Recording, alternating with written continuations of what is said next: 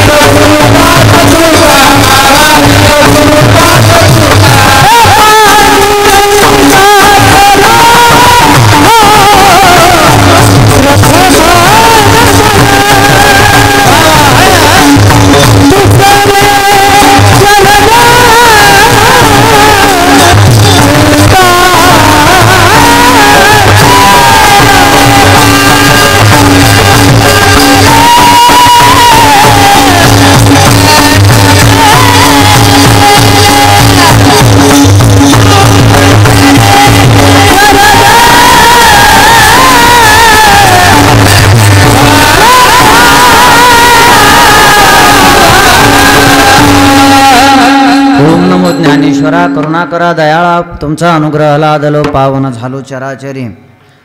नमो सद्गुरु तुकया ज्ञान दीपा नमो सद्गुरु सच्चिदानंद रूपा नमो सद्गुरु भक्त कल्याणमूर्ती नमो सद्गुरु भास्करा पूर्ण कीर्ती विठाला।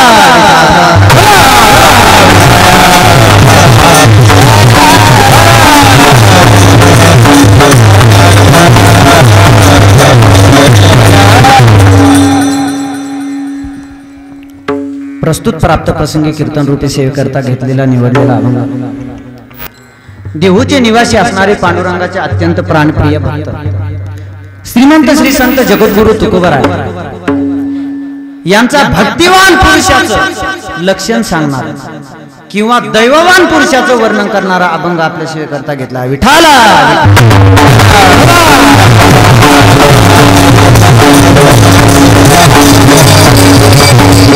दैववान कोणाला म्हणायचं?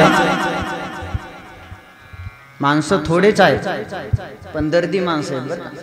गर्दी कामाची नाही, दर्दी असा। मी इथं आल्याच्या नंतर या गुणवानांचं मी गायन ऐकलं महाराज, मला असं वाटलं मी गप बसावं यांचं ऐकत राहावं फक्त। कारण हे महाराज जेव्हा साक्ष म्हणजे ते सारे गम पधनी सा म्हणले ना सरगम, त्याच्यानंतर मी मनातली मनात माझे एक नोटिशन म्हणलो आपलं गप बसा। काय महाराज रत्न आणली। काही काही ठिकाणी एक एक मृदंग वादक नसतो, इथं कमीत कमी आज 4-5 बसलेले। आमचे आदिनाथ महाराज असतील, त्याच्यानंतर मृदंग वाजवतात महाराज माझं त्यांचा परिचय नाही, सर्वजण तुम्ही।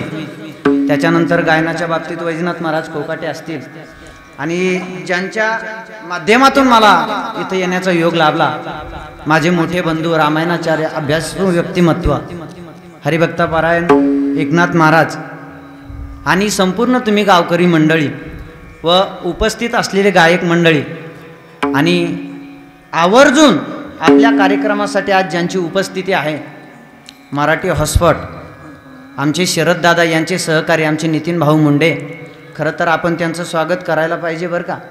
आपल्या गावातला कार्यक्रम ते अजरामर ठेवण्यासाठी इथं शूटिंग घेऊन आलेत ते. तुम्ही 15 वर्षांनी म्हणा, 10 वर्षांनी म्हणा, 50 वर्षांनी म्हणा, रोकडेश्वर संस्थान येथील भगवान बाबाची पुण्यतिथी नाव टाकलं तरी पण कार्यक्रम येऊन जाणार. मी म्हणतो 15 वर्षांनी कुणी इथं जिवंत राहते, कुणी नाही राहत, पण अजून 15 वर्षांनी म्हणा, 50 वर्षांनी म्हणा, त्या व्हिडिओमध्ये दिसणार. त्याबद्दल त्यांचेही आभार, तुम्हा सर्वांचे आभार. आणि सर्वात विशेष म्हणजे ज्यांची साऊंड सिस्टीम आपल्याला लाभली. खरं पाहिलं तर बऱ्याच ठिकाणी असा योग येतो, सगळं चांगलं असतं, साऊंड सिस्टीम चांगली नसते. साऊंड सिस्टीम नसली तर पखवाजा चांगला नसतो, तो चांगला नसतो तर गायक चांगला नसतो. महाराज पण इथं सगळ्या गोष्टी जुळून आलेल्या आहेत, सगळं चांगलं निवेदन आहे महाराज. हां, मी एकदा तिकडं आमच्या कल्याणला मुंबईकडे कार्यक्रमाला गेलतो बरं का. तिकडं साऊंड सिस्टीम अशी होती, त्या माणसाने सगळी साऊंड सिस्टीम आणली, पण यातने स्टँडच घेऊन यायची विसरला ती. त्याने काय केलं, मंडपाला सुतळीने माईक बांधले. मंडपाला येतं एक लक्षात, हां, मंडपाला सुतळीने माईक बांधले. मग आता आमचं ठीक आहे, आम्ही हातात धरू, पण पखवाजाचं काय, पखवाजा पण असा हट्टी होता. तो म्हणला मला घोडीवरच पखवाज वाजायचा आहे, तर तिथं घोडी पण नव्हती, त्याने गळ्यात पखवाज घेतला. आता सुतळीने माईक बांधलेले, महाराज तेवढ्यात वारं सुटलं, ते वाऱ्याच्या सुतावर माईक हलायचे इकडं तिकडं, ते पखवाजावाला तिकडं पळायचं, घडी तिकडं पळायचं. पण इथं सगळ्या गोष्टी चांगल्या आहेत. निवेदनकार तुम्ही एकनाथ महाराज, तुम्हाला खूप खूप धन्यवाद. तुम्ही सर्वजण सिस्टीमवाले, मागं बसलेले, पुढं बसलेले, मांडी घालून बसलेले, मांडी मोडून बसलेले, बाहेर बसलेले, आत बसलेले, उभा राहिलेले, खाली बसलेले, जे आले नाहीत ते, जे दुसऱ्याला येऊन देत नाहीत ते, आणि कीर्तन गावात हाई असं माहीत असून सुद्धा घरी बोंबलत बसले ते सर्वांच्या चरणी माझा साष्टांग दंडवत. माझ्या शिवेला पूर्ण सुरुवात करतो. विठाला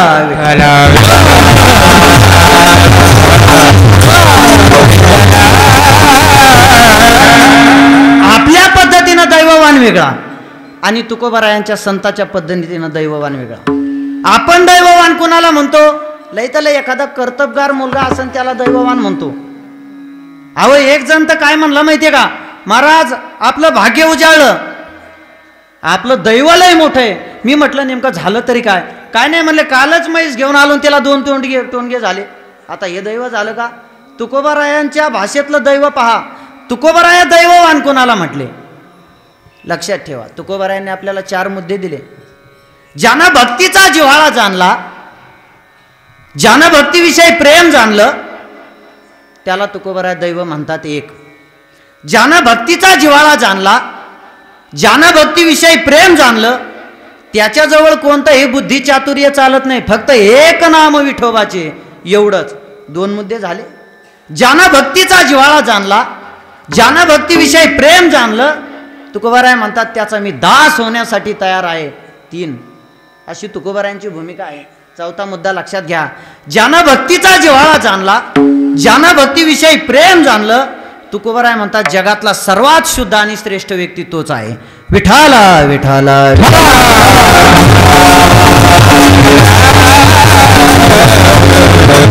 तुकोबारायांच्या अभंगाच्या माध्यमातून मी आपल्या समोर विचार मांडण्याचे प्रयत्न करतोय.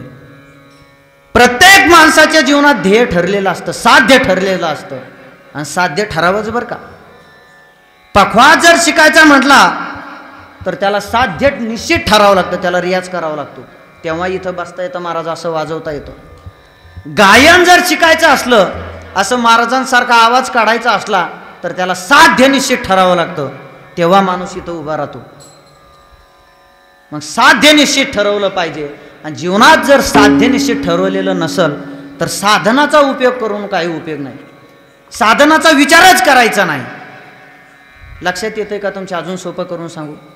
साध्य निश्चित ठरवलं नसेल तर साधनाचा उपयोग करून, साधनाचा विचार करून उपयोग नाही. याच्या पुढे अजून सोपं करून सांगतो. कोठे जायचंय याच्या अगोदर कशानं जायचंय याचा विचार करायचा नसतो. अगोदर कोठे जायचंय याचा विचार करायचा, आणि नंतर कशानं जायचंय याचा विचार करावा लागतो. अजून सोपं करून सांगू का? कोणत्या गावाला जायचंय याचा अगोदर विचार करावा लागतो, म्हणजे कोणत्या गाडीनं जायचंय याचा विचार करता येतो. अजून सोपं करून सांगू का? कोठून आलोत हे जरी माहीत नसलं तरी कमीत कमी कोठं जायचंय एवढं तरी माहीत असावं. हे समज येते का? अजून सोपं करून सांगतो. आपण कोण आहोत एवढं तरी कळावं. हे नाही कळालं आपण इथं कशाला आलो हे तरी कळावं.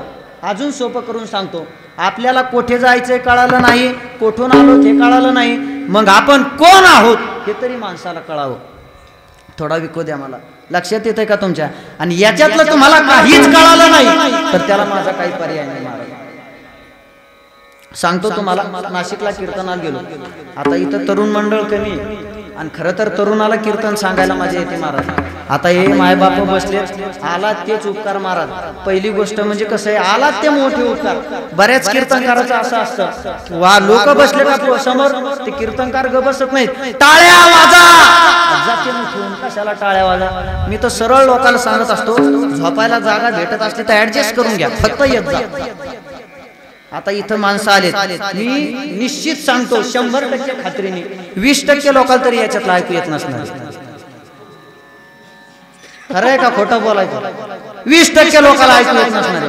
अहो नाशिकला कीर्तनाला गेलो, 2 तास बाबा माझ्या समोर बसले, असं करीत होते. मला वाटलं कळतंय काय नो. 2 तास त्या बाबाकडे बघून मी कीर्तन केलं आणि नंतर लोकांना विचारलं खावं ते बाबा माझ्याकडे मान हलवत होते बघून समोर. लोक त्यांना लई कळत होतं का म्हणलं, मी त्यांच्याकडेच बघून कीर्तन सांगितलं. लोक म्हणले तसं नाही, त्यांना ऐकू येत नाही म्हणले. काय महाराज, बाहेरचा बाजार लई बेकार असतो बघा. आता आपण जर बसलं नाही, एखादा भैरव पाराव बसलेला असलं ना, आपण जायचं त्यांच्याकडे, त्यांना म्हणायचं जे हरी, ते म्हणले आत्ताच जेवलो. मग अशा लोकांना कीर्तन सांगून उपयोग आहे महाराज. महाराज बाहेर यायचं लय अवघड खेळ असतो. 2 बहिरे होते, 2 बहिरे. एक बहिर मेंढ्या सांभाळीत होता, मेंढ्या, आणि ह्या बाहेरची मेंढी हरवली होती. मेंढी लक्ष देऊन ऐका. आणि तिकडून एक बहिर येत होतं घोड्यावर, पायी बहिर येत होतं अगोदर. पण ह्या बाहेरची मेंढी हरवली ते सापडीत होतं, पण तिकडून आलेल्या बाहेरला मेंढी सापडली.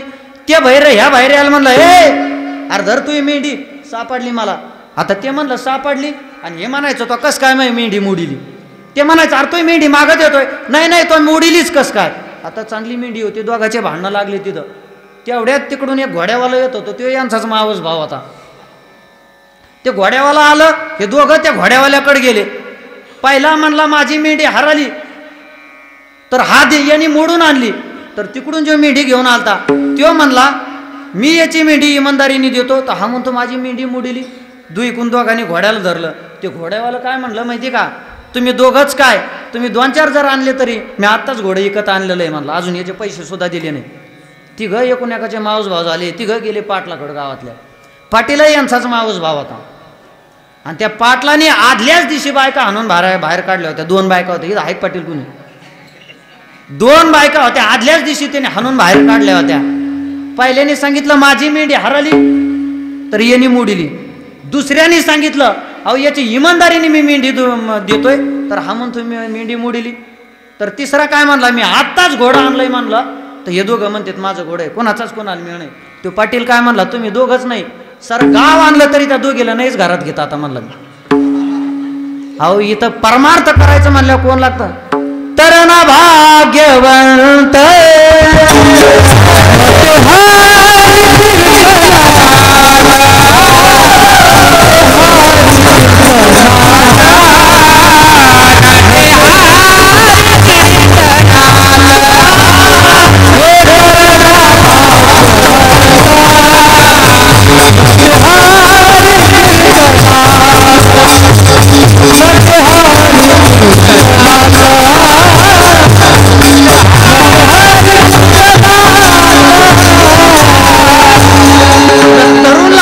म्हाताऱ्या माणसाचं काम नाही. सांगतो आज एवढ्या मोठ्या क्रांती सूर्याची पुण्यतिथी आहे आणि त्यांच्या पुण्यतिथीबद्दल हा कार्यक्रम चालू आहे. श्री संत भगवान बाबा म्हटलं तरी अंगावर शहारे येतात महाराज. भगवान बाबा इतका त्रास मला तर वाटतंय तुकोबारायांच्या नंतर भगवान बाबा इतका त्रास कोणी सहन केला नसेल. हा परिसर काय होता आणि या लोकांच्या चरण लागले या परिसराला, आणि काय परिसर होऊन गेला महाराज. महाराष्ट्रभर कार्यक्रमाला फिरावं लागतं, पण मराठवाड्यात आल्या इतकं प्रेम कुठंच भेटत नाही, कुठंच नाही भेटत. ही भगवान बाबाची आणि वामन भाऊंची शिकवण आहे बरं. चला मी सांगत काय होतो, साध्य निश्चित ठरवलं पाहिजे. तुकोबारायांच्या चरित्र्याच्या माध्यमातून मी आपल्याला सांगतो. तुकोबाराय म्हटले मी इथं आलोय खरं, पण आता मला जाणं गरजेचं आहे. मला जावं लागणार आहे. लोक म्हटले का हो तुकोबाराय, तुम्हीच म्हटले आम्ही वैकुंठवासी आणि आलो याची कारण अशी, आणि आता पुन्हा जाण्याची भाषा करता का चालले? आला आहात तर राहा ना. तुकोबारायांचं उत्तर पहा, ज्या कामासाठी मी आलोय ते काम माझं पूर्ण झालंय म्हटले. आणि शहाण्या माणसाचे कर्तृत्वच वेगळं असतं, शहाण्या माणसाचे लक्षणं वेगळं असतात. तुकोबाराय म्हणतात शहाणी माणसं एखाद्या कामाला ज्या ठिकाणी गेले तिथलं काम झालं की त्या जागेवर शहाणी माणसं थांबत नाहीत. हा व्यवहार आहे. आणि तुकोबाराय व्यवहार सांगतात, मी आलो पण ज्या कामासाठी आलो ते काम माझं पूर्ण झालं, आता मला जायचं, मला जावं लागणार आहे. कारण का तर माझ्या जीवाला जीव देणारा आणि माझ्या मनाला मन देणारा इथं कुणी नाही, मला जावं लागणार आहे. तुम्हाला सांगा, जीवनात माणसाला काही नाही आलं तर माणसाचा व्यवहार पक्का असा व्यवहार. काय झालं, एका माणसाला पैसे उसने पाहिजे होते, तो सावकाराकडे गेला, सावकाराकडे. त्या सावकाराला म्हणला 1 लाख रुपये उसने पाहिजे. तो सावकार म्हणला तू देणार काय त्याच्या बदल्यात, जमीन देणार का, घर देणार का, काय देणार? तो म्हणला काहीच देणार नाही, देणार तर फक्त एक गोष्ट देणार. सावकार म्हणला काय देणार? तो म्हणला मिशीचा एक केस काढून देणार. अहो सावकाराने दिले नाही 1 लाख रुपये का तर त्या माणसाचा व्यवहार पक्का होता. दुसऱ्या दिवशी तो ज्यांनी पैसे घेतले ते गावात गेला आणि सांगितलं दुसऱ्या माणसाला, मी सावकाराकडून आणले म्हणला 1 लाख रुपये. हे म्हणला कसे आणले? ते म्हणला काय नाही, एक मिशीतला केस काढून दिला म्हणला त्याला आणि 1 लाख रुपये आणले. हा सय म्हणला उद्या अख्ख्या मिशाच काढून देतो म्हणला मी त्याला. ह्यो सावकाराकडे गेला, म्हणला सावकार मला 1 लाख पाहिजेत. सावकाराला म्हणला तू काय देणार? हे म्हणला सगळ्या मिशाच काढून देतो. ते म्हणला तू चप्पी जरी केली तरी तुला 1 रुपया भेटणार नाही. का तर व्यवहार पक्का नव्हता. काही काहीचा व्यवहारच पक्का नसतो. मी सांगतो काही एवढे बिनलाजे माणसं असतात महाराज. एक मूर्ख माणूस होता, मूर्ख, त्याचा धंदाच घरातून उठलं का रोज लोकांची चहा प्यायला जायचं. बरं का बाबा, रोज लोकांची चहा प्यायला जायचं. पण त्याला गावातलं एक घर वैतागलं. ते घर असं वैतागलं की त्या नवरा बायकोने ठरवलं आज का तो माणूस चहा प्यायला आला की तो त्याच्या बायकोला काय म्हटला, तू आज भांडं आपटायचं म्हणला फक्त. आणि बायकांची ती सवय महाराज, शहाणे माणसं आहेत ना, एखाद्या घरात भांडे आदळली तिथं माणसाने थांबूच नाही, थांबूच नाही. त्या नवरा बायकोचं ठरलं, तो माणूस चहा प्यायला आला का तू भांडं आदळायचं, मी तुला आतल्या घरात असं ढकलीत नेईन, गादीव काठी हाणीन आणि तो मोठ्याने रडायचं जसं काय मी तुला हाणतोय. असं ठरला यांचा प्लॅन. तो बिनलाजा माणूस दुसऱ्या दिवशी आला ना चहा प्यायला, यांचं ठरलेलंच होतं. तो चहा प्यायला आला आणि हिने आज भांडा आदळलं. ह्यो बाहेरूनच काठी घेऊन गेला, बायकोला धरला, आतल्या खोलीत रेटीत नलं. ह्यो जसा गादीव ठोका टाकायचा तशी ती बायको मोठ्याने आरडायची. हा जसा गादीव ठोका टाकायचा तशी ती बायको मोठ्याने आरडायची. हा बिचारा बिनलाजा माणूस आला बाहेर घराच्या निघून आला. या दोघाला एवढा आनंद झाला, एवढा आनंद झाला की बायको उड्या हाणायला लागली, नाचायला लागली, तिचा नवरा नाचायला लागला. आनंद झाला, आपला प्लॅन सक्सेस झाला. बायको म्हणायची म्या कसं रडल्यासारखं केलं, हे म्हणायचं म्या कसं हाणल्यासारखं केलं, ती म्हणायची म्या कसं रडल्यासारखं केलं, हे म्हणायचं म्या कसं हाणल्यासारखं केलं. तो काही केलं बिनलाजाच होता, तो बाहेरच उभा होता भीतीच्या आडून. तो पुन्हा घरात आला, तो म्हणला म्या कसं गेल्यासारखं केलं. काही इतके बिनलाजे असतात महाराज. व्यवहार शून्य लोक, व्यवहारच नाही, शून्य व्यवहारच नाही. अहो एक शिकलेला माणूस होता. हां, लोक म्हणते शिकलेले माणसालाही हुशार असतात. शिकलेले माणसं सांगतो तुम्हाला मी, शिकलेल्या माणसाने एका अडाणी बाई संग लग्न केलं. पण ती अडाणी बाई होती काही केल्याने मराठवाड्यातली, हा बाहेरच्या देशातला होता. आता बाहेरल्या देशातल्या लोकांना काय माहीत, आता ते सगळ्या स्त्रियांना असतं, पण भारतातल्या स्त्रिया ज्या गोष्टी महिन्यातून 4 दिवस असतात त्या भारतातल्या स्त्रिया पाळतात. पण ते येड्याला काय माहीत, ते शिकलेलं होतं ना. तो ड्युटीवर गेला, रोज स्वयंपाक बायको करून ठेवत होती. पण तो ज्या दिवशी ड्युटीहून आला त्या दिवशी बायको काय बसली होती, एका घराच्या कोपऱ्यात पोतं मांडून बसली. एक तांब्या भरून घेतला आणि अशी पोत्यावर बसली. ह्यो आला म्हणला का गंगे अशी कमून बसली.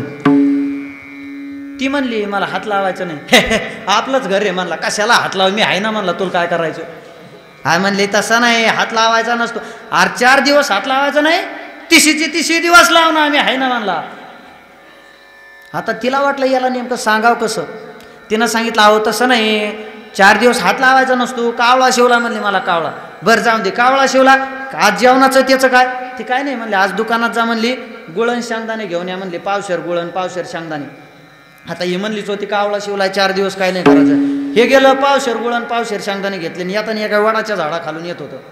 ते वर 2 कावळे बसलेले होते. गुळण शेंगदाणे पाहिले, 2ही कावळे उठले आणि याच्या अंगावर येऊन बसले. यांनी तिथंच गुळण शेंगदाण टाकून गेले दिला. हे घरी गेलं नेतीच्या शेजारी पोतन तांबे घेऊन बसलं. आताच हसू नका पुढे. ती म्हणली काय झालं होतं मी कम बसलात हे.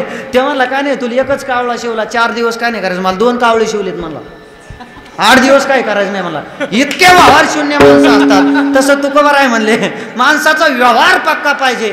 तुकोबारायांनी व्यवहार सांगितला बरं का आपल्याला. तुकोबाराय म्हणले मला जायचंय इथं माझं जीवाला जीव कोण देणारं कोणी नाही. तुकोबारायांचा एक आंधळा पांगळा सांगतो तुम्हाला.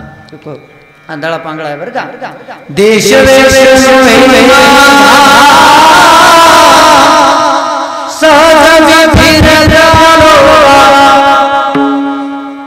काय म्हणले तुकोबाराय इथं माझं कोणीच नाही करू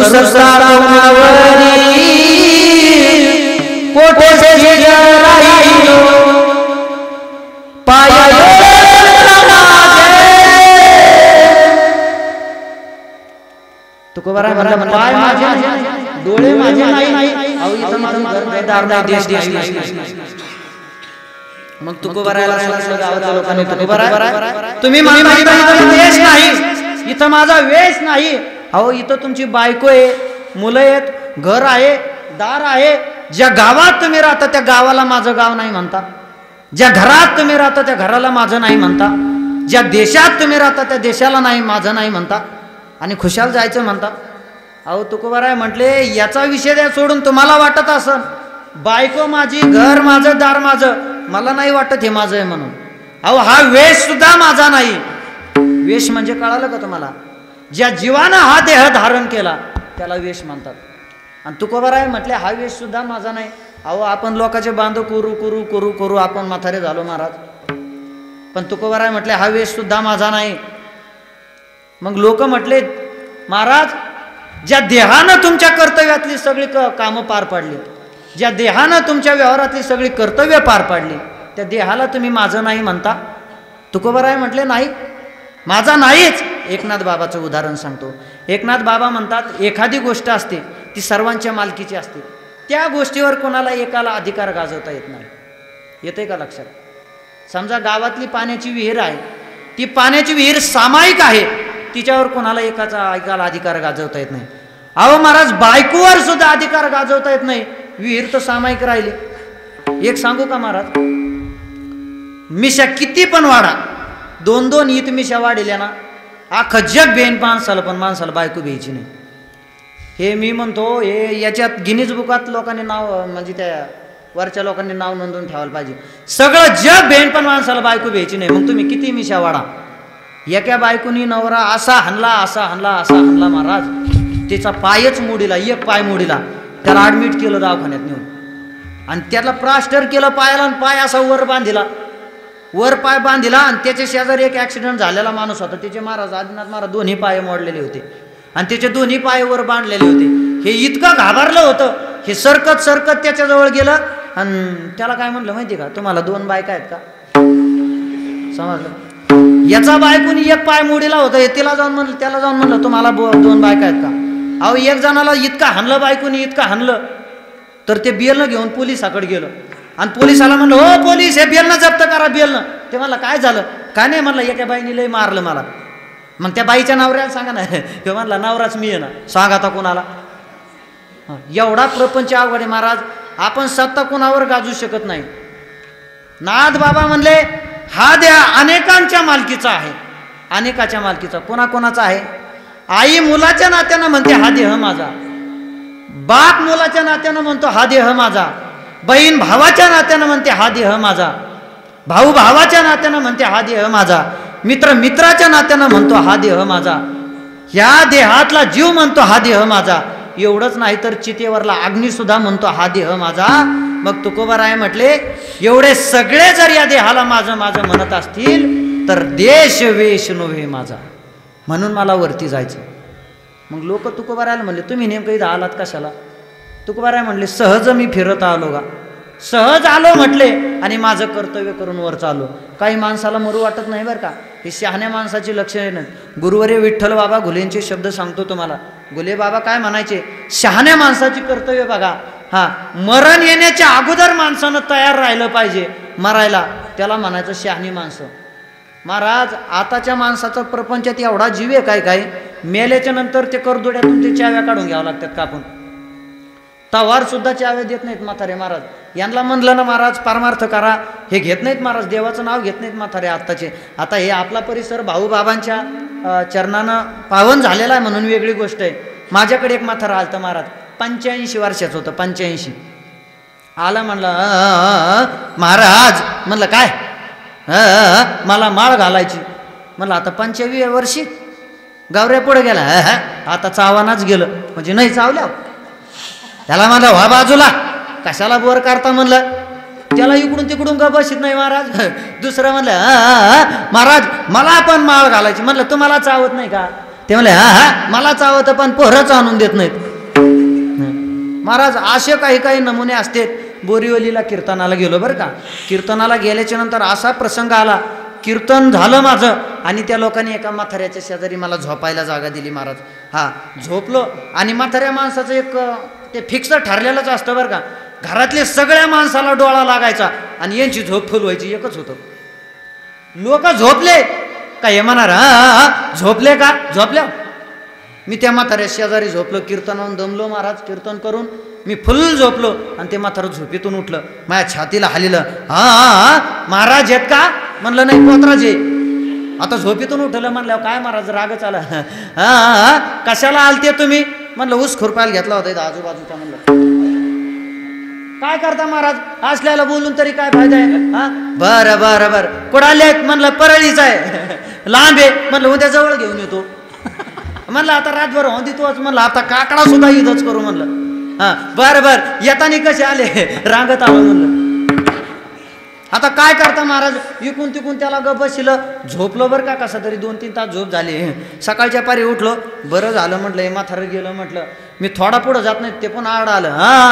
महाराज पुढच्या वर्षी या बरं का. म्हटलं तू मेरशीन तव्हा तो मातीला येईन, तव्हार तर पुन्हा इकडे यायचो नाही. म्हटलं महाराज अशा काही काही कॅसिटी असतात. व्यवहार शून्य सांगत होतो बरं का मी, व्यवहार शून्य. तुकोबाराय म्हटले मला जायचंय.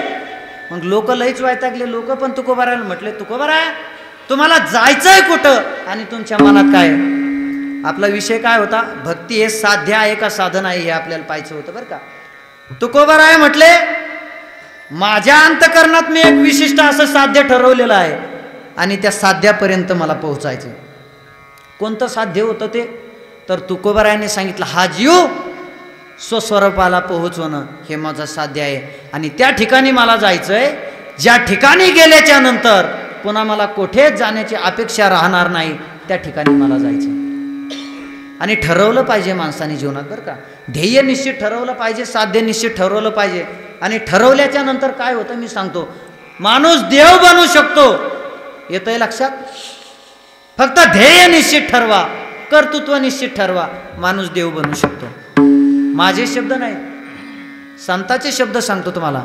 नलनी हनिधान लागली हाती उत्तम सागती देवची म्हणती ते होती तरी काची न धरावे. झाले वामन भाऊ भगवान बाबा हे सुद्धा माणसं होते, त्यांनी ठरवलं ते देव झाले. मला कधी कधी विशेष वाटतं महाराज, एक दगड जर देवळात गेला तर ते दगड देव होऊन बसतो. रोज लोक 1000 लोक त्या दगडाच्या पाया पडतात, पण माणसाच्या वृत्तीत कधी बदल होत नाही, कधीच बदल होत नाही महाराज. मी सांगत असतो हमेशा, माणसाची वृत्तीच नीट नाही. गंगाखेडला कार्यक्रमाला गेलो, तिथं एक मला म्हातारं भेटलं महाराज. असा श्रीमंत माणूस होता. ते माझं कीर्तन संपल्या माझ्याकडे आला, म्हणला महाराज माझ्या पोटात दुखायला लागलं. म्हणलं कधीपासून. काय नाही म्हणला, काल शेजारच्या बोरला पाणी लागलं तेव्हापासून. अरे म्हणलं मग हे जावा त्याचा बोर आटन तेव्हाच तो दुखणं नीट होणार. म्हणलं नाही तुम्ही बाबा आहेत ना, मला माळ घाला. महाराज मी घातली माळ. आता मला काय माहिती पुढं काय कुटाणा करून ठेवणार आहे. आधी म्हणत महाराज मी माळ घातली. ते म्हणला मग मला एक भ्या वाटतंय मला तेवढं. आता मग गुरु झालात ना तुम्ही, मग तेवढं मग एक भय दूर करा. म्हणलं काय भय. ते म्हणला मला मरणाची भीती वाटते. म्हणला तेवढं काहीतरी तुम्ही ते प्रश्न सोडा, गुरु झालात ना तुम्ही. का शिकेली म्हणलं बा तुला माळ घातली. अरे मग हात टांगा पलटी व्हायचा का हो तरी तो कुठून मी धोरण लावून. म्हणलो नाही ते सांगू नका, गुरु झालात ना तुम्ही, माझ्या मरणाचं काहीतरी बघा. म्हणलं अरे म्हणलं अरे मोहच मला बघताय ना, तो काय बघू. बरं चला हे नाही ना बघता येत, चला दुसरं एक सांगतो. म्हणलं मग काय. माझ्या शेजारच्याच्या बोरला पाणी लागलेलं आहे, त्याचा नळ मला घेऊन द्या. आणि ते महाराज मला म्हणला, तुम्हाला पाणी कळत आहे का, माझे गुरु आहेत ना. आता मला नाही म्हणायचं होतं, पण तेवढ्या त्याने 2000चा एवढा बंडल काढला. मग मला कुठं नाही म्हणा वाटतंय तेव्हा. हा म्हणलं, मी आळंदीला जाऊन एवढं शिक्षण घेतलंय, म्हणलं पाणीच बघायचं शिक्षण घेतलंय. ते म्हणला पाणी कळ. हा म्हणलं, जिकडं तिकडं मला पाणीच दिसतं. बरं चला म्हणले, आपल्याला बोर घ्यायचा आहे. म्हणलं बोर घ्यायचा आहे, कुठं घ्यायचा आहे, रानात घ्यायचा आहे. महाराज गेलो, त्या माणसानं 10,000 काढून दिली, 70-80 रुपये होते. म्हणलं एवढे वसूल केल्याशी मी आता मागच येत नाही. तो म्हणला कुठं आहे बोर. हा म्हणलं इथं घ्या बोर. किती फुटावर पाणी आहे. म्हणलं 600 फुटावर. आता रातच्या 11 वाजले होते, कीर्तन संपूनच गेलतो ना. मी म्हणलं याचा 600 फूट बोर होस्तोवर सकाळचा सूर्य उजाडतोय, आणि याचा बोर पूर्ण होस्तोवर मी आळंदी निघून जातो. आलं लक्षात. 11ला बोर सुरू झाला. म्हणला महाराज त्या शेजारच्याचाच नळ आहे ना. अहो म्हणला आहे. धरा मग अजून 5000. शेजारच्याचाच नळ आहे ना. अहो म्हणला त्याचाच नळ आहे, काही काळजी करू नका. म्हणलं आता मी जातो ना झोपायला. त्यांनी त्याच्या घरी नेऊन घातलं महाराज झोपायला. मला मी झोपलो, आणि मी फोन केला एक जणाला तिथं. म्हणलं बोरचं कसं काय. काय नाही म्हणलं 300 फूट गेलाय. म्हणला फुपाटाच येतोय अजून. म्हणला महाराज मला तर चमकच निघली माझ्या छातीत. मी झोपलो महाराज सणात. म्हणलं जिथं टेकन तिथं टेकन. जगलो तरी पण चांगलं, नाही जगलो तरी चांगलं आता याच्या हाताने. महाराज सकाळच्या पारी 7 वाजता तो माणूस आला, पण मी जी गोधडी अंगावर घेतली होती त्या गोधडीला नेमकं माझ्या डोळ्यावर धाव पाडलेलं होतं. मी त्याचा आकार बघितला. गिरणीतला गिरणीवाला नसतो का पिठावाला, तसा त्याचा आकार झाला. मी ओळखून घेतलं, सगळा फोपाटाच निघला. आता मी जागा होतो. ते म्हणायचं महाराज आता मी जागा, पण मी नुसतं झोपीतलं स्वांग करायचं करायचो मी. हा असं करायचो. ते म्हणायचा महाराज. मी म्हणायचो हा. आणि मी ते पाहिलं महाराज, याचा आकार दिसला. बरं घरातलं कोणी उठलेलं नाही, तिथं आलो झोपेतून. म्हणलं जरी महिने याच्या भांडणं लागले, सोडायला पाहिजेत ना 2 लोक. मग आमचा आवाज ऐकल्यावर 2-4 लोक उठले. मग मला धीर सापडला. म्हणलं आता जरी धराधरी लागली तरी आहेत लोक सोडायला. त्यांनी काढलं गोदाडं उचलून, आणि तो माझ्याकडे बघला, बघायचा निसता. मला त्यांनी शाप दिला तिथं. म्हणला तो आज सत्यानाश होईन म्हणला. मी म्हणलं मग मो डोकंच तापलं. म्हणलं मोहा होईन चावा होईन म्हणला. तो आता झाला म्हणलं माझ्या हाताने. आता महाराज आपली वृत्तीच चांगली नाही महाराज, अशी गोष्ट आहे. चला मी तुम्हाला काय सांगत होतो. कुठं आलता आपलं. हा सभा मंडपात. चला नाथ बाबा म्हणले हा देह एकाच्या मालकीचा, अनेकाची मालकी इथं. तुकोबाराय म्हटले म्हणून मला इथं राहायचं नाही. मला विशिष्ट अशा साध्यापर्यंत पोहोचायचंय. त्या साध्यापर्यंत मला जायचंय. आणि साध्य होतं ते की हा देह स्वस्वरूपाला पोहोच होणं. आणि तुकोबाराय काय म्हटले माहितीये का. असाध्य ते साध्य करीता सायस कारण अभ्यास तुका म्हणे. ज्याने ठरवलं त्याचं ध्येय निश्चित ठरवलं, त्याचं स्वप्न पूर्ण होतं महाराज. फक्त ठरवलं पाहिजे. मग महाराज म्हणतात ज्याने हे साध्य निश्चित ठरवलं आणि त्या भगवंताची प्राप्ती करून घेतली, ज्याने हे ध्येय निश्चित ठरवलं, त्या भगवंताच्या चरणात विलीन झाला, अशा माणसाला तुकोबाराय काय म्हणतात. अभंगाचं प्रथम चरण.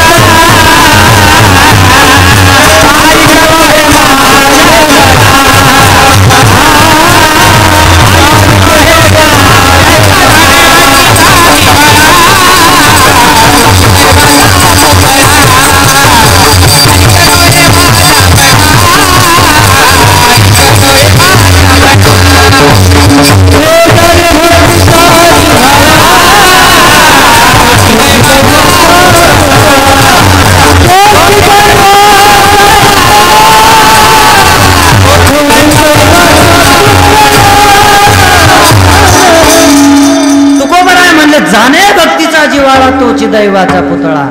दैवाचा पुतळा कुणाला म्हटले? अहो ज्यानं भक्तीचा जिव्हाळा जाणला, ज्यानं भक्तीविषयी प्रेम जाणलं, त्याला तुकोबारा दैवाचा पुतळा म्हटले. मी पहिल्यांदाच सांगितलं, आपल्या भाषेतला आणि आपल्या विचारातला दैवाचा पुतळा वेगळा. तुकोबाराय म्हटले, मी भक्तीविषयी दैव जाणलं, मी भक्तीविषयी जिव्हाळा जाणला, म्हणून तुकोबाराय स्वतःला दैवाचा पुतळा म्हणून घेतात.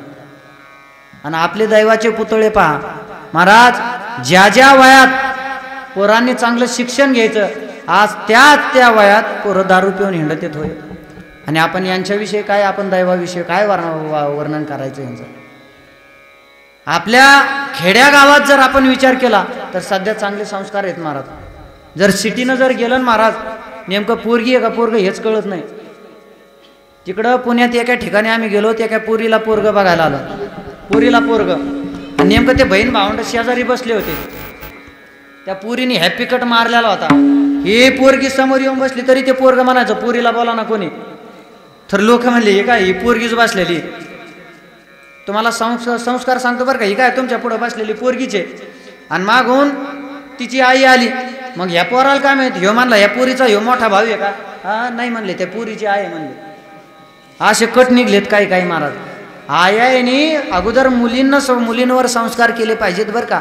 आता पोरी पण लय हापडोक्याच्या असतात काही काय आत्ताच्या महाराज. एका आईनं पोरीला शिकवलं लग्न व्हायच्या अगोदर, बबडे तू जर नांदायला गेली ना, सासूचा शब्द कधी ओलांडायचा नाही. सासूला म्हणायचं, एकच म्हणायचं, सासू काही का करीना, सासूबाई तुम्ही करतान तेच बरोबर आहे, सासूबाई तुम्ही म्हणतान तेच खरं आहे, सासूबाई तुम्ही करतान तेच चांगलं आहे, असंच म्हणायचं, बाकी काही होऊन दे. आता त्या पुरीने एवढं ध्यानात धरलं, सासू जे म्हणून ते चांगलं आहे खरं एवढंच म्हणायचं ध्यानात धरलं. त्या पुरीचं लग्न झालं. हा मग नांदायला गेल्याच्या नंतर सासू काय म्हटली माहिती आहे का? गंगे अगं या कालुनाला मीठ जास्त झालं. तर ही पोरगी सासूला म्हणायची, सासूबाई तुम्ही मानतान तेच बरोबर आहे, सासूबाई तुम्ही करतान तेच खरं आहे, सासूबाई तुम्ही सांगतान तेच खरं आहे. दुसऱ्या दिवशी त्या पुरीने निरमा जास्त व्हायला लावला. पुन्हा सासू म्हणली, भांबडे अगं आज निरमा जास्त टाकला. ही पोरगी म्हणली, सासूबाई तुम्ही म्हणलात तेच खरं आहे, सासूबाई तुम्ही करतान तेच बरोबर आहे, सासूबाई तुम्ही म्हणतात तेच खरं आहे. पण तिला तिसऱ्या दिवशी सासूला झाला चिकनगुन्या आणि ती सासू वैतागली महाराज. महिनाभर ती दवाखान्यात ऍडमिट होती. आणि ते महिनाभर असे हातपाय ताठून गेले. चिकनगुन्या म्हणल्यावर साध्या वेदना असतात का महाराज? हातपाय ताठून गेले. आणि ती सासू अशी घरात वैतागली त्या दुखण्याला. त्या सुनाल काय म्हटली माहितीये का? अगं बमडे असं वाटतंय ह्या चिकनगुन्याच्या भेनं उठावा आणि औषधाचा डबा प्यावा आणि मारावा. ही म्हणली, सासूबाई तुम्ही मानता तेच खरं आहे, सासूबाई तुम्ही मानता तेच बरोबर आहे. आता तिथं म्हणायला सांगितलं होतं का? आपण यांना दैवाचे पुतळे म्हणतो महाराज, पण दैवाचा पुतळा कशाला म्हणायचं? मी सांगत असतो सावरकरांचं उदाहरण आणि कर्तव्य ते महाराज. देशाविषयी प्रेम, आईवडिलाविषयी प्रेम आणि धर्माविषयी प्रेम ज्याच्या अंतकरणात आहे त्याला दैवाचा पुतळा म्हणायचं. सावरकरांच्या जीवनातला प्रसंग सांगतो. सावरकरांना अटक झाली आणि सावरकरांच्या बायको सावरकरांना भेटायला गेल्या. सावरकरांच्या बायकोला सावरकर माई म्हणायची, एवढ्या पवित्र होत्या त्या. माईनं सावरकरांकडे बघितलं, हातात बेड्या, पायात बेड्या, गळ्यात बेड्या. माईचे डोळे भरून आले. माई रडायला लागल्या आणि सावरकरांना सांगितलं, का हो ज्या वयात तुम्ही प्रपंच करायचं बायको बरोबर, मुलाबरोबर बसून 2 घास खायचे, त्या वयात आज तुम्ही सजा भोगताय, त्याचं मला वाईट वाटतं. सावरकरांना सांगितलं, माई अगं तुला एवढं वाईट वाटतं तर माझ्या आईला कसं वाटत असेल? आणि तुला माहित आहे माझ्या आईनं माझं सावरकर नाव का ठेवलंय? अगं ज्याचे कर या जगाला सावरू शकतात तो सावरकर होत असतो. गावात बोंबलत फिरणारा बिड्या वाढणारा सावरकर होत नसतो. त्या वयात सजा भोगता त्याचं मला वाईट वाटतं. लक्ष द्या. सावरकर म्हणाले, माई अगं तुला एवढं वाईट वाटतं तर माझ्या आईला कसं वाटत असेल? माई म्हटल्या, तसं नाही हो, आपला प्रपंच कोण करणार, आपला संसार कोण करणार? सावरकरांचं वाक्य ऐका. सावरकर म्हटले, माई अगं पक्षी प्राणी काड्याकुड्या गोळा करून आणतात आणि घरटी बांधून प्रपंच करतात, त्यांचा प्रपंच कुणी मोडत नाही. तुमचा आमचा प्रपंच तर भगवंतानं बनवलेला आहे नाही, पण आपला प्रपंच कोण करणार याचं मला वाईट वाटतं. सावरकरांचे शब्द ऐका. सावरकरांना माईला शब्द दिला, माई एक लक्षात घ्या, माझ्या एका प्रश्नाचं उत्तर द्या, मी आत्ता जेलाच्या बाहेर येतो. माईला सावरकरांना सांगितलं, मी जेलच्या बाहेर होतो, जेलाच्या लाखो लोकांचे प्रपंच उघड्यावर पडले होते, लाखो लोकांचे कुटुंब उद्ध्वस्त झाले, लाखो लोकांना भाकरी भेटत नव्हत्या टायमावर, म्हणून जेलच्या बाहेर होतो. तेव्हा आता मी जेलमध्ये सजा भोगतोय, तर लाखो लोकांचे कुटुंब एका 4 भिंतीच्या आत संसारानं प्रपंच करतात, आनंदानं प्रपंच करतात, लाखो लोकांचे कुटुंब आनंदानं जगतायत. माई मला सांगा, मी जेलात राहू का बाहेर जाऊ? त्यांच्या बायकोचं उत्तर ऐका. माई म्हटल्या, माझ्या एकटीच्या प्रपंचामुळे जर लाखो लोकांचे प्रपंच उद्ध्वस्त होत असतील, तर मी माझ्या प्रपंचावर आज तुळशीपत्र ठेवायला तयार आहे. याला म्हणायचं देशभक्ती. महाराज आपलं काय आहे त्याच्यात मला सांगा तुम्ही. आपण माणसावर प्रेम करीत नाही, देवावर तर लांबच राहिलं. महाराज शबरीनं 150 वर्ष वाट पाहिली भगवान प्रभू चंद्राची. किती वर्ष? 150 वर्ष वाट पाहिली. तुम्हाला सांगतो, हां मी उदाहरण देईन तुम्हाला. आपण इतक्या दिवस कशाचे अहो मी सांगत असतो. एक काय झालं, बाप लेख होते. बापाने बाळूला सांगितलं, बाळू वाट पाहत नाही महाराज, माणूस माणसाची वाट पाहत नाही तर देवाची का पाहायचा? बाळू उद्या आपले जावाई येणार आहेत फाट्याव, तू काय करायचं, बैलगाडी घेऊन जायची आणि फाट्यावर जाऊन बसायचं. दुपारी 1 वाजता जावाई येणार आहेत. बाळू सकाळी उठला, बैलगाडी झोपली, फाट्यावर गेला, बैलगाडी फाट्याच्या कडीला सोडली, बाळू चिऱ्यावर बसला. 1 वाजली, 2 वाजल्या, 4 वाजल्या, 5 वाजल्या, 6 वाजल्या, गाडीचा पत्ता नाही, जावायाचा पत्ता नाही. बाळूने बैलगाडी झोपली आणि घरी आला. बापाला म्हणला जावाई आले नाही. पुन्हा संध्याकाळी जावायाचा फोन आला, अहो सासरे बा मी उद्या पुन्हा येतोय बरं का 1च्या गाडीने. पुन्हा सकाळच्या पारी बाप काय म्हणला बाळूला, बाळू बैलगाडी झोप, जावाई यायला लागले. बाळूने बैलगाडी झोपली, फाट्यावर गेला, रस्त्याच्या कडीला बैलगाडी सोडली, बाळू चिऱ्यावर बसला. 1 वाजली, 2 वाजली, 4 वाजल्या, 5 वाजल्या, गाडीचा पत्ता नाही, जावायाचा पत्ता नाही, बाळूला भाकर नाही, बायलाला वैरण नाही. दुसऱ्या दिवशी पुन्हा तसंच झालं. पुन्हा जावायाचा फोन आला, सासरे बाबा आज येणं नाही झालं, मी उद्या येतोय बरं का. दुसऱ्या दिवशी, तिसऱ्या दिवशी पुन्हा बाळूने काय केलं, तेच केलं. बैलगाडी झोपली, बाळू फाट्यावर गेला, बैलगाडी रस्त्याच्या कडीला, बाळू चिऱ्या वाजला. 1 वाजल्या, 2 वाजल्या, 3 वाजल्या, 4 वाजल्या, 5 वाजल्या, बैलाला वैरण नाही, बाळूला भाकर नाही, दाजीचा पत्ता नाही. बाळू वैतागून घरी आला आणि पुन्हा जावायाचा फोन आला, सासरे बाबा मी उद्या येतोय. दुसऱ्या दिवशी म्हातारं उठलं आणि फक्त बाळू म्हणलं. पोरगा म्हणला, बाबा बाळून फिळू नये, ती बैलगाडी, ते जोत शिवळा बैल, तुम्ही जावं ते फाटा. महाराज 4 दिवस आपण पाहुण्याची वाट बघू शकत नाही. 140 वर्ष, 150 वर्ष शबरीसारखी वाट कधी पाहायचं आपण. भगवंतावर प्रेम करायचं शिका. राधा आणि कृष्णाचं प्रेम सांगतो तुम्हाला. एकदा राधेनं कृष्णाला सांगितलं, कृष्णा तुम्ही माझ्यावर एवढं प्रेम करताय ना, मग एक करा, माझ्याबरोबर लग्न का करत नाही? तर कृष्णानं सांगितलं, राधे इथं तुझा माझा जीव एकच आहे, तर लग्न कोणाबरोबर करायचं? महाराज त्याला खरं प्रेम म्हणायचं. आत्ताचं प्रेम तुम्हाला सांगतो, एका पुरीचं एका पोरावर प्रेम होतं. त्या पोरगी काय म्हणायची पोराला माहितीये का, डुकराचं पिल्लू. काय म्हणायची, डुकराचं पिल्लू. अहो प्रेम असावं पण त्या शब्दाला तरी काहीतरी क्वालिटी असावं ना. डुकराचं पिल्लू म्हणायची ती पोरगी त्या पोराला. काय झालं, त्या पोरी सकाळ सकाळ महाराज त्या पोराला फोन लावला, पण ते पोरग आंघोळीला गेलं तर त्या पोराच्या बापाने फोन उचलला. आता तो बाप तरी किती नालायक म्हणायचं. आता या पोरीला काय माहित, ही पोरगी काय म्हणली, काय रे डुकराच्या पिल्ल्या काय करतोस? आता त्याच्या बापाने फोन उचलेला, त्या पोराच्या बापाने. त्या पोराचा बाप म्हणला, पिल्लू आंघोळीला गेलंय, मी डुक्कर बोलतोय. महाराज आता असे आहेत काय काय नमुने. महाराज लय गेलेल्या कॅसेटी भेटतात बरं का आम्हाला, लय गेलेल्या कॅसेटी. काय झालं, एक डॉक्टरकडे गेलं एक माणूस, आणि डॉक्टरला काय म्हटलं माहितीये का तुम्हाला?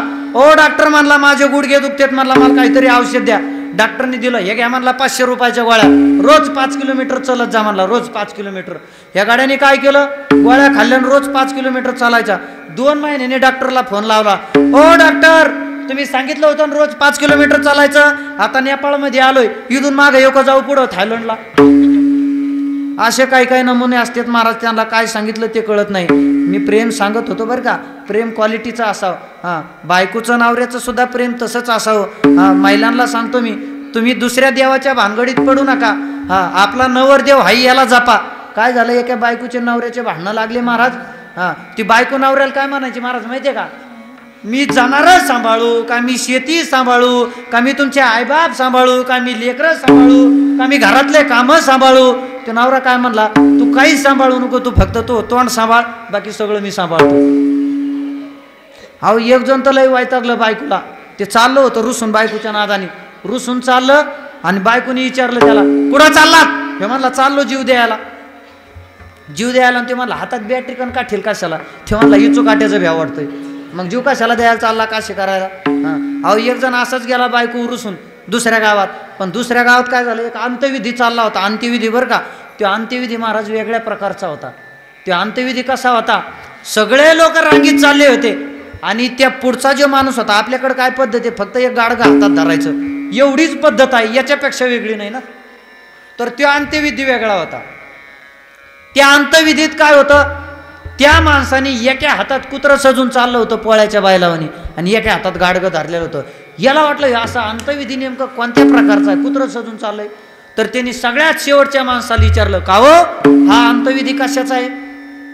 तो म्हणला, ती जी बाई दिसते ना म्हणले, ती जाळाय चाललेली. हा म्हणला, ती बाई आहे ना, ते कुत्रं ज्याच्या हातात आहे त्या माणसाची बायको आहे म्हणला. हा म्हणला, मग का ते कुत्रं कसं काय सजून चाललंय? काय नाही म्हणलं, ती बायकोला त्रास द्यायची म्हणली त्या माणसाला, आणि ते कुत्रं चावून ती बायको मिली म्हणला. तर त्या माणसाने आनंदाच्या भाराने ते कुत्रं सजून चाललेलं आहे म्हणला. मग हे काय म्हणला त्या माणसाला माहिती आहे, हे कुत्रं आपल्याला भेटन का म्हणला. तो माणूस म्हणला, आम्ही बावळतीत का रांगीत उभा राहिलो तर आमचं झाल्यावर घेऊन जा म्हणला. विठाला विठाला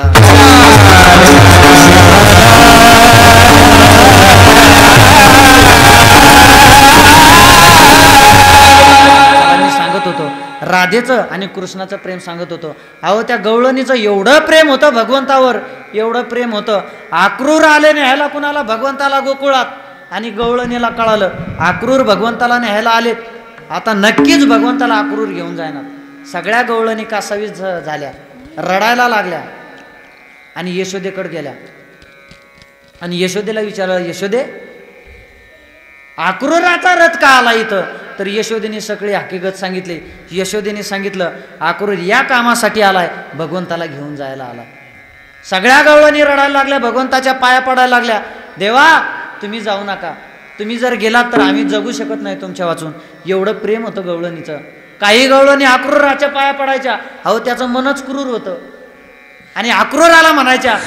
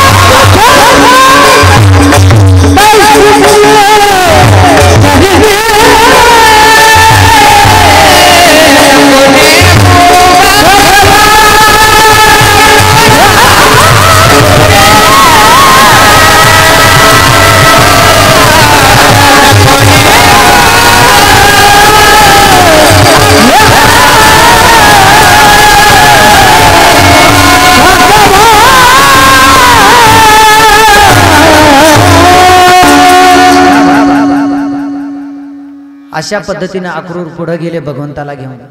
भगवंतानं अक्रूराला पुन्हा मागे पाठवलं आणि अक्रूराला सांगितलं, अक्रूरा गोपिकांना तू निरोप दे, आणि जर गोपिकांना निरोप नाही दिला ना तू तर गोपिका प्राण सोडून देतील.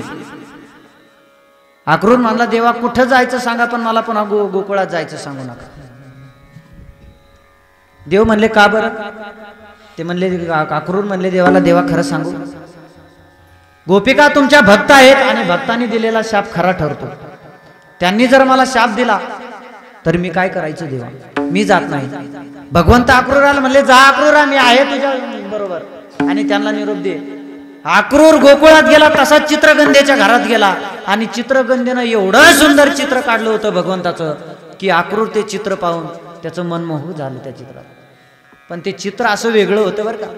अक्रूर म्हणला चित्रगंधेला, चित्रगंधे, हे भगवंताचं चित्र तू एवढं सुंदर काढलंस, पण या चित्राला पाय का नाही काढलीस? चित्रगंधेचं उत्तर ऐका. अक्रूराला चित्रगंधा काय म्हणते माहिती का? अक्रूरा, माझ्या भगवंताला तू पुन्हा घेऊन जाऊ नये म्हणून मी या चित्राला पाय काढले नाही. एवढं प्रेम होतं गोपिकांचं त्या भगवंतावर. महाराज, तसं प्रेम आपण जर केलं तर देव भावाचा भुकेला आहे. देव फक्त त्याचीच वाट पाहतोय, पण आपण देवाला प्रेम देत नाही. महाराज, मी पहिल्यांदाच सांगितलं, आपण माणसाला प्रेम देत नाही तर आपल्याकडून देवाला कधी प्रेम भेटायचं. साने गुरुजींची मला कविता आठवली. खरा तो एक धर्म जगा पहिली कविता किती गोड कविता असायची. आणि यातली प्रभूची लेकरे सारी तयाला सर्वही यारी समस्ता बंधू जगा ही प्रार्थना हे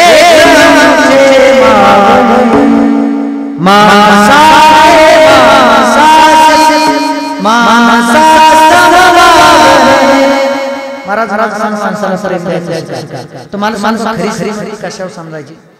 आपण मेल्याच्या नंतर किती जणांच्या डोळ्यात अश्रू येतात त्याच्यावर खरी श्रीमंती आहे बरं का. पैशावरून बंगल्यावर श्रीमंती नाही महाराज. मी सांगत असतो, अहो 2-2 हजार एकरवाले माणसं आहेत, 2-2 हजार एकरवाले, त्यांची चुन्याची डबी सुद्धा अशी सोन्याची आहे आणि चुना काढायला चांदीचे चिमटे आहेत, त्यांना सुद्धा कुत्र्याच्या मौतीने मारावं लागतंय. आपण गेल्याच्या नंतर 2 लोकांच्या डोळ्यात अश्रू आले पाहिजेत, असं जगायचं महाराज. काही माणसं आहेत ना, मेल्यावर सुद्धा सुख देत नाहीत महाराज. मेल्यावर सुद्धा काय झालं, एका महाराज माणसाचा अंतविधी होता, त्यांनी लई लोकाला त्रास दिला. लई लोकांनी काय केलं, यांनी त्रास दिला म्हणून लोकांना ठरलं, आता म्हणले याच्या पायाला बांधायचं म्हणले आणि गाडीला फार वडीत न्यायचं म्हणले तिकडं नदीत. याच्या पायाला बांधलेला गाडीने वडीत नेला नदीत जाळायला आणि चितेवर ठेवला. तेवढ्यात पोलिसाची गाडी आली आणि टाकले ना सगळ्यात. पोलिस म्हणले, का रे, हे जिता पण इथं म्हणला सुख देऊन नाही गेला, हे मेल्यावर सुद्धा हात टाकूनच गेला आपल्याला. काही इतके वाईट माणसं असतात महाराज. माणसं संस्कृतीपासून वेगळे राहिले, प्रेम देण्यापासून वेगळे राहिले. जुगार खेळत आहेत माणसं पण इथं पैसे देत नाहीत. दारू प्यायला माणसाला पैसे आहेत पण इथं द्यायला पैसे नाहीत. आणि एक लक्षात ठेवा, इथलं कार्य करणारा जो माणूस आहे ना, भगवंतावर प्रेम करणारा माणूस, घातलिया भय नरका जाणे. चांगलं करता आलं नाही तर चांगलं करू नका, पण करणाऱ्या माणसाला नाव ठेवू नका, नाही तर नरकच आहे. घातलिया भय नरका जाणे. अहो कुठं जातात पैसे? देवाला जर तुम्ही 10 रुपये दिले तर देव तुम्हाला 1000 रुपये कुठं पण देतोच. तुम्हाला माहिती का, सुदामानं मूठभर पोहे दिले, भगवंताला अख्खा गाव सोन्याचा दिला. अभिमन्यूनं उपमन्यूनं वाटीभर दूध मागितलं देवाकडं, वाटीभर. देवानं दुधाचा सागर भरून दिला. म्हणून प्रेम करायचं शिका महाराज. देवावर प्रेम करायचं शिका, एकमेकावर प्रेम करायचं शिका. अहो काय झालं, जुगार खेळत होते लोक आणि तिथं पोलिसाची गाडी आली आणि पोलिस खाली उतरायच्या अगोदर हे सगळे पताडे पळाले आणि गाडीत बसले. मनानीच गाडीत बसले. पोलिसाला आश्चर्य वाटलं. पोलिस म्हणले, का रे, आम्हाला धरायच्या अगोदर तू कसं काय आत बसला? तो म्हणला, काय झालं माहिती आहे का साहेब, मागच्या वेळेस तुम्ही असं धरायला आले तेव्हा लटकून जावं लागलं म्हणला, त्याच्यामुळे आज अगोदरच जागा धरली म्हणला. असले नमुने असतात महाराज, काय लय बेकार नमुने. पेताड भेटलं महाराज मला एकदा, पेताड माझ्या शेजारी जेवायला बसलं महाराज. आता सगळे विनोदच आहेत, पण कसं आहे ह्या परिसरात आलं की महाराज काहीतरी चिंतन सांगावं लागतं बरं का. चला माझ्याकडे वेळ कमी आहे, झालं 5 मिनटं उरलीत, 5 मिनिटात माझी मी सेवा करणार आहे. भगवंतावर प्रेम करायचं शिका, भगवंत तुम्हाला सर्वस्व देईल. मग महाराजांनी सांगितलं, तुकोबाराय म्हटले, ज्यांच्या अंतकरणात भगवंताविषयी प्रेम नाही, ज्याच्या अंतकरणात भगवंताविषयी जिव्हाळा नाही, त्याला मी मानत नाही. अभंगाचं 3रं चरण, डायरेक्ट 3रं. विठाला विठाला